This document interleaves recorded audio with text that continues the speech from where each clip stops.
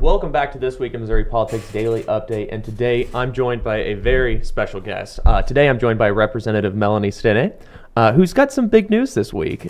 If you want, I don't want to steal your thunder. You want to go right ahead? Yeah, we announced our race for the state Senate seat in Springfield. Really excited to get going on that race. And that's SD 30, correct? It is. Yeah. And so I don't know exactly the layout down there as well as I should. So kind of give, for our thousands of viewers back home, kind of give us a layout of what that district encompasses. Yeah, it's essentially the city of Springfield. And so when we talk about the Senate district, it really encompasses the city of Springfield in city limits, but some of those areas outside of city limits a little bit as well. But all the city of Springfield. A good chunk of Greene County, pretty much. That's right.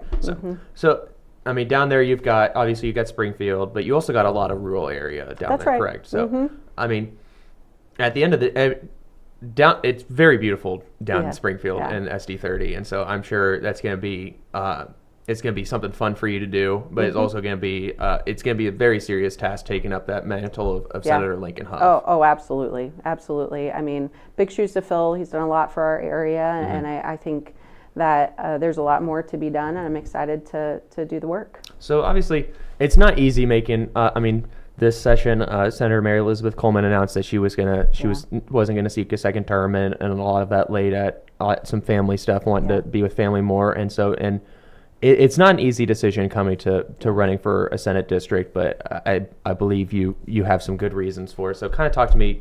What are you seeing down there in the district that you feel like should be addressed more, or what brought you to this point? Walk me through the process of that decision. And I'll back up a little bit and kind of talk about what brought me into what my decision to run for state rep. And my reasons to run for Senate are very similar. I worked in healthcare as a healthcare provider. I actually didn't know that. I owned my own practice as a speech pathologist, doing speech occupational physical therapy for children in a medical setting, but also in rural public school contracting. And it was really through that process that I came to find that there was a challenge with not a lot of legislators with healthcare knowledge in the building. And Springfield's economy, there's a good portion of it that's driven by healthcare. We have two major hospital systems, a lot of private businesses that are in healthcare, like Phoenix Home Care and other home care industry partners. And I really struggled to find legislators that I could have solid conversations with and move the needle on healthcare policy. Because most of the colleagues most of your colleagues in the House, they tend to be either lawyers or small business owners, and it's perfectly fine to have those. But it has an advantage being from a field that not many people have been in, and really understanding the policy implications of going about and legislating in that area. So it probably does bring a huge benefit to you, doesn't it? And I spent 7 years, a lot of people don't know, I spent 7 years in the building advocating for children with disability issues and for healthcare related issues. Found some good wins during that time working with some grassroots organizations that were working on different challenges related to those populations. And it was really during that time that I figured out, wow, my voice does feel important in this space. And so that was a lot of the reason that I chose to run in the beginning, was those challenges with finding people that wanted to work on healthcare policy. It can be very complex and challenging to discuss, but also just my passion for children with disabilities. And so, ran for state rep. I had the good fortune of having a speaker that put me in a lot of positions where I could use my voice in those ways on healthcare committees and on budget and the mental health and social services subcommittees the last 2 years, and then this year our current speaker John Patterson putting me as chair of health and mental health. And he's got an eye for talent. I would say so. And so it's been a great journey for me, and I've really been able to impact policy in a positive way. My first session passing the postpartum extension bill, which was I think a game changer, taking a look at maternal health outcomes in our state. And so I just really want to continue the work that I've been doing, and I enjoy policy work. I've really found a passion for kind of some of those complex issues in healthcare. Yeah, and I mean, over the last few years, we've really seen a lot of attention when it comes to mental health or healthcare policy, especially in some cases where prices may be going up in healthcare fields, or whether especially like coming from my area, a lot of the issues that we see when it comes to crime is really down to a lot of mental health issues in the area that really haven't been addressed over the past few years. And so, I would say you're right on that. And when you talk about things that are important in Springfield, I think, safer streets, good education, quality health care, all of those things are important. But people don't realize sometimes how closely tied together those things are. Yeah. This year in the Health and Mental Health Committee, we've had additional hearings. So outside of just hearing bills, I've taken the time with my committee to have an additional hearing every other week on the topic of mental health. Yeah. And we've brought in stakeholders from throughout the communities, throughout our state, to talk about how mental health is impacting our communities. It's been a great experience. I think we have a lot of freshmen on that committee, and they've gotten to really obtain a lot of knowledge on that mental health side. But I think what we're looking for are overarching solutions that our state could be involved in. It doesn't have to be policy. It doesn't have to be a new department that the state needs to create, things like that necessarily. But some private partners have come up and said, hey, we heard this hearing, we see the issue, we think we can help. Yeah, and so, it seems like there's a lot more groups coming up now. And like I said, I mean, it seems like in the past it wasn't a very big topic to talk about, or not a lot of people really wanted to discuss the issue. But now it seems like whether you're Republican or Democrat, you both agree that the mental health issue really needs to be addressed in this country. Yeah, and the reality is we know we can look at the state budget and see the numbers and the impact on our state fiscally. So it's the right thing to do fiscally to address these mental health issues, and it's the right thing to do from a human perspective to address these issues and help people live more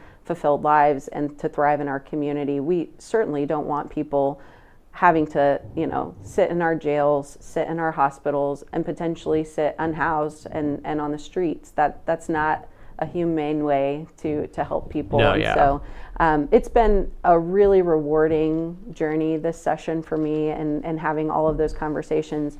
And again, really goes back to the reason I ran in the first place and the reason I'm continuing on this path and looking at this Senate seat. No, yeah, and it's not an easy decision, but I think in your case, I mean, you're down there, the opportunity presents itself, I think, and you've got good experience in dealing with when it comes to just policy in general.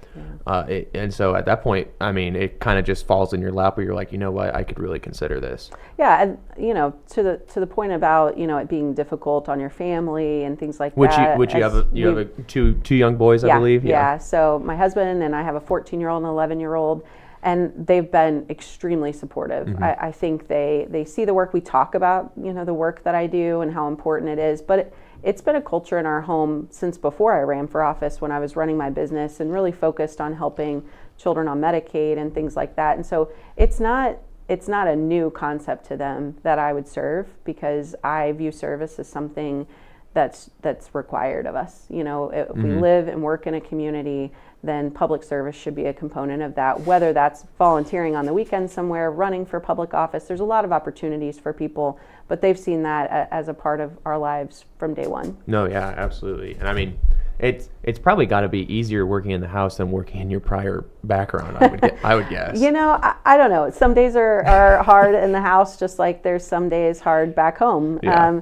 And I tell people that all the time. People are like, oh my gosh, it must be a really tough job. I'm like, it's like any job. There are great days and there are really hard days, and it's about, how you approach those. We were talking about that earlier. I try to have a really positive outlook. I'm a pretty ever optimist. You always strike me as one of the most optimistic people in the House when it comes to, you're always walking around, you're in always a very good mood, always smiling, and it's like we really do need more people like that in the House once in a while. Sure. Because you can only take in politics, things just get so negative so quickly, and it's easy to go there. Yeah, it is, because it's a challenging environment. You have a good piece of policy you're working on, and it gets derailed because of something that has nothing to do with that policy. And so it is sometimes more difficult, but it's just sort of my personality and kind of where I live all the time. You never know if somebody's going to be upset with something one day and your bill's just gone or something like that. But yeah, it's definitely difficult to kind of keep a positive aspect when it comes to especially just working in the House and stuff like that. But I think you do a fairly good job of walking around and making sure people are staying upbeat. Yeah. But I mean, so tell me. So this year, obviously, you got some important bills. But like, if you were to be elected into the Senate, what's some stuff you would want to pursue there? Is some ideas you're thinking about, some long-term goals, or just some general policies? Sure. I think what I would be interested in is what is best for Springfield. Yeah, which I saw you guys are now, I think, one of the most affordable cities in the country. Yeah. Which was I was very impressed by that. Absolutely. Great. Springfield's a great place to live. Mm-hmm. And I think focusing on the things that Springfield's interested in, making Missouri overall a place where people want to come and work, where they want to come and live, where they want to raise their families. And there's a lot of policies that can lead toward that. Certainly on the healthcare front, anything that's increasing access, maintaining quality, decreasing costs of healthcare, those types of things are things I'm really interested in. I think I would leave myself open to ideas that people from Springfield want to bring to me. And a lot of the policy that I've brought forward has been because someone has come and brought something to me. There's actually a couple of my bills that came about because I was knocking doors and someone brought up a policy and a thought, and I filed a bill. So I'm somebody who, my door is always open. I'm out, knocking doors, talking to people all the time on the campaign trail, certainly. And I look forward to those conversations kind of guiding what I decide to do. People can certainly look at the bills I filed in the past. There's probably some that'll come back when they don't pass this year. But yeah, I'm an open door to have those conversations. And those people always seem to strike me as some of the most productive people in either the House or the Senate. Is those whose door's always open, who's always there to have a conversation with any colleague of any kind, and really just be able to sit down and talk about the importance of various issues. And so I think that's a great. I wish more people were like that. I think sometimes nowadays we get into too much of kind of dead set on this one thing, and rather than thinking about the whole issue, they kind of just want things their way or the highway. So I think the other side of that too is there may be an issue with a legislator that I'm not with them on today, but tomorrow we're on an issue together. Yeah. And so, you definitely see, especially having a supermajority, Republicans see that all the time. There's various issues, whether it be, school choice or whether it be economic investment of some kind, or sometimes social issues. You never know if you're going to be on the same side as your person you sit next to in the House or something. And that's true for my constituents too. There are very few people that I would be 100% with all the time. I mean, my husband and I disagree on things, right? My kids and I disagree on things. So even the people closest to you, you're not with them 100% of the time, all the time. But the most important thing is you're willing to listen and have a conversation. Anytime I file a piece of legislation and someone comes and they oppose it, I always tell them, I'm open to the conversation because I want to make my policy better. I want to make sure it doesn't have unintended consequences and harm someone. And so I think that does make me a good legislator, and it provides good policy. I'm always happy to have those conversations. I think my constituents expect that of me, and I think that they know that about me at this point, having served 3 years now. I think they expect it because they see it. Yeah, and obviously it's going to be an interesting race to watch. I think we have that race and SD8 as being the two to really watch this cycle or this upcoming cycle. And so as I'm aware, you're the only person that's established yourself in that race so far on both sides. And I think in some cases, I think when it comes to these really deep blue or deep red primary areas, that could be a problem in some cases, because then people can sit back and kind of watch. But I think in races like SD8 or yours, I think being one of the first or the first to kind of establish yourself and kind of set a playing field that will benefit you in the long term, I think that comes to help you. So I think that was actually a really good move to get out there ahead of any competition you may have, and really kind of set the playing field and really establish yourself in that field. I agree with that, and I've been talking about the Senate race for a while.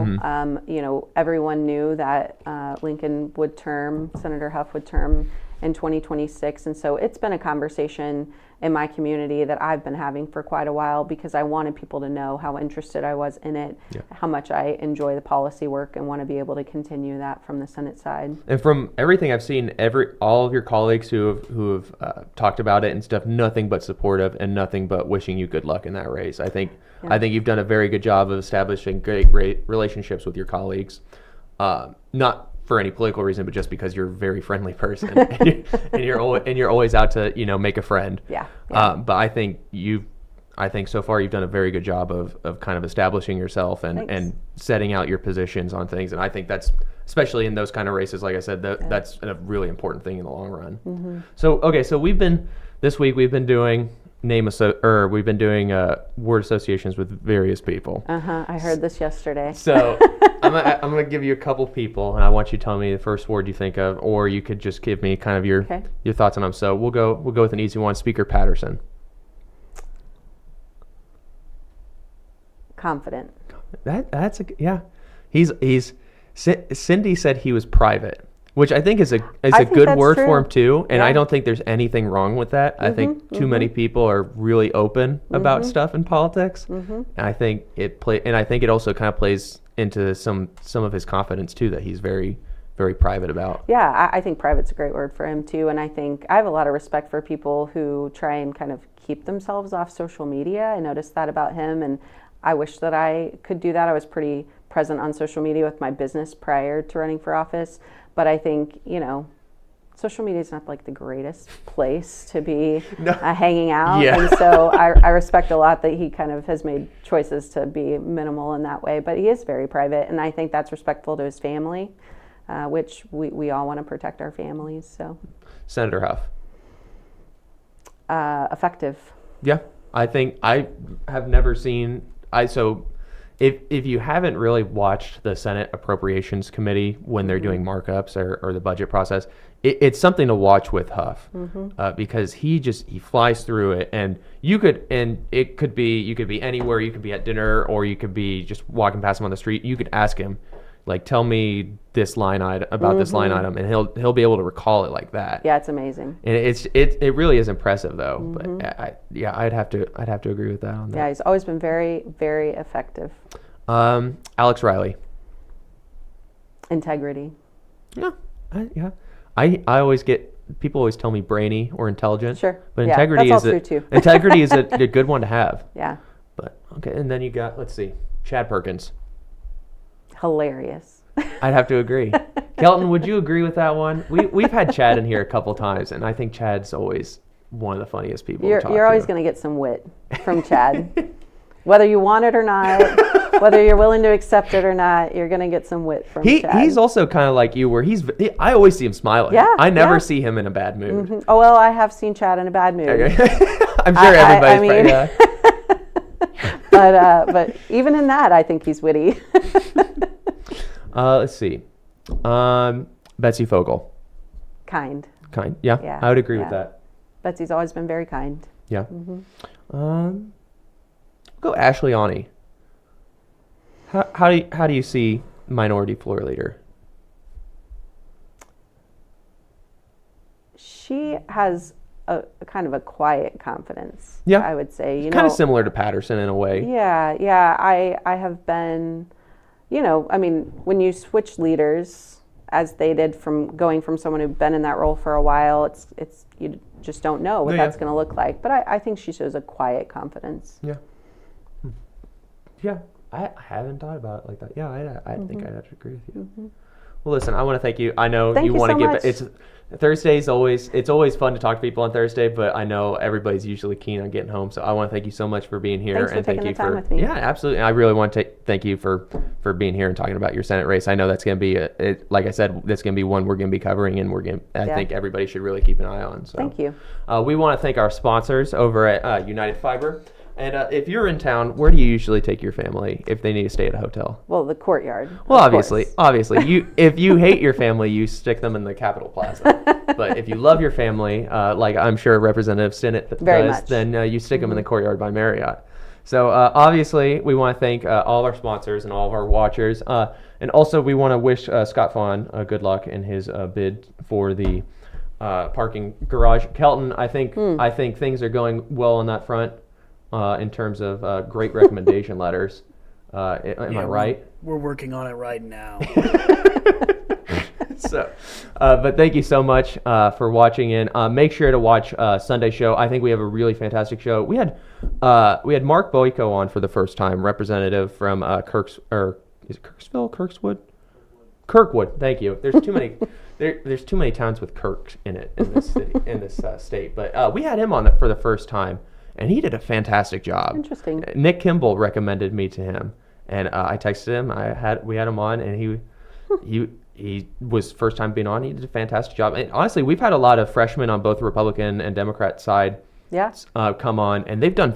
You guys have a really good freshman class. I watch every week, and I agree. They really hit it out of the ballpark, and they do a great job. Yeah, very impressed. Well, thank you so much for tuning in today.